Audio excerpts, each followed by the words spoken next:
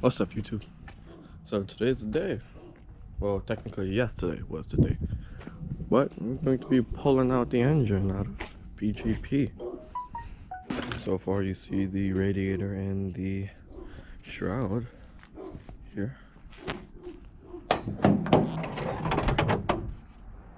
So I basically got it started. Disconnected a couple of things.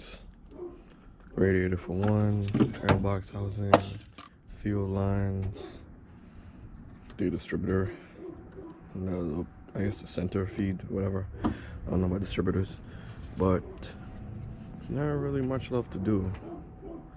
So we have to exhaust manifold, mounts. You gotta push the wiring from the inside, from the ECU, out here through that little grommet hole right there.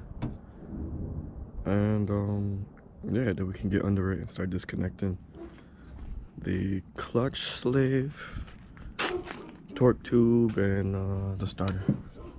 So it's gonna be a pretty full day here. Thank God I started it yesterday, but this should be done pretty soon. Alright, so we're going to start with the hardest part first of the day. I'm going to try and unplug this ECU and push this fat, thick harness and whatever is attached to it outside the car. So it shouldn't be that hard, but there's no place for me to put the camera, so I'll come back when it's out.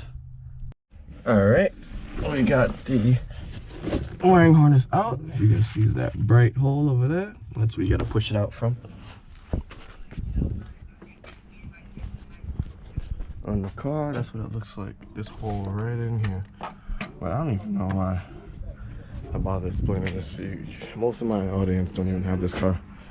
But you know what? For the people that do, that's the hole right there.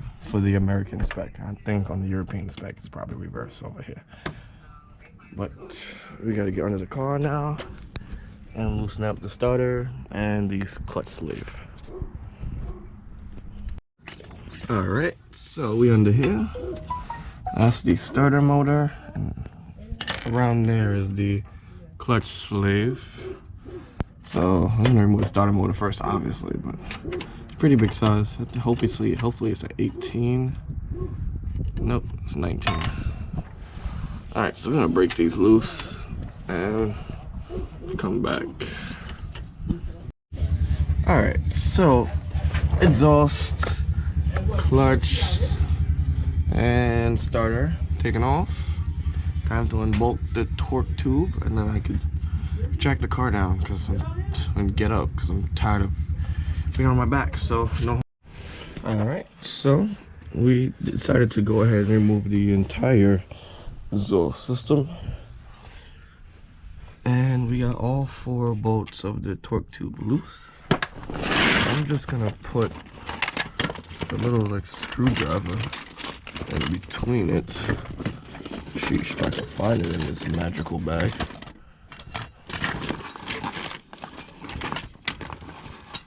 Yeah, so we're gonna put like a little screwdriver in between and then drop the car down, just so I can like get like a little space in here, so when I'm pulling it out it's not that hard. You know, it would already come loose. I already see me like prying it apart a little bit, just to give it some play, just slacking it up a bit. So now that we did all that, we're gonna drop this down and get the engine hoist ready, loosen up the mounts, and then strap it up and pull out. So all right, car is back out on the floor. Time to remove these engine mounts. So it's like different mounts on each side. I wonder how to remove this one. This one looks, huh. Might have to go back under, but we'll see. This side is more simpler. We got, because this arm right here, 2 bolts, and that side is done. Hardest part is figuring out this side. That's the only thing. If anything, I'll just jack up this side and go under and see what bolts there are. But I'm gonna make it happen. Alright, so the only way to get to those mounts is to take off the take off the exhaust manifold so you can clear and get these bolts. And even then, you still need like a swivel socket to try and get it. Whew, that shit took probably like half an hour to do. Those bolts were fully rusted. But now, she's ready to come out. So, let's get the time lapse going.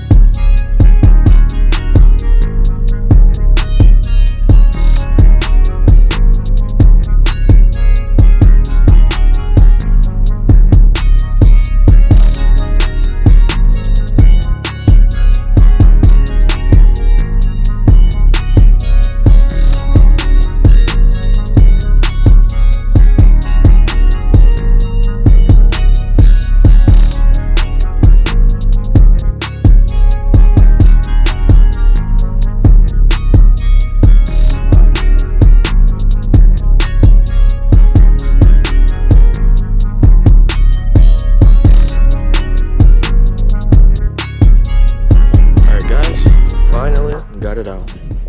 Finally. So long prying and pulling and disconnecting shit. Sadly, I had to sacrifice my pop-up headlights. You all know how much I love those, but it's alright. The assembly was getting old and rusted and scratched it anyway. So I'll just replace this assembly. The motor is still fine. That's all that matters. This car is filthy. Yeah, so look, that's what it looks like. That's what 32 years of shit looks like. Damn.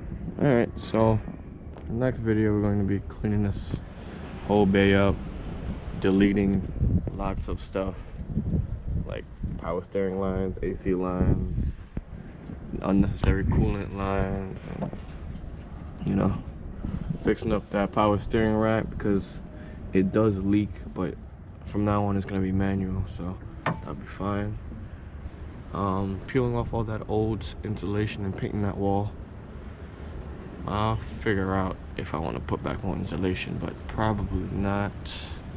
Probably spray with like a heat-proof paint. Hopefully, that probably wouldn't keep off any heat, but you know, just enough for it to protect itself.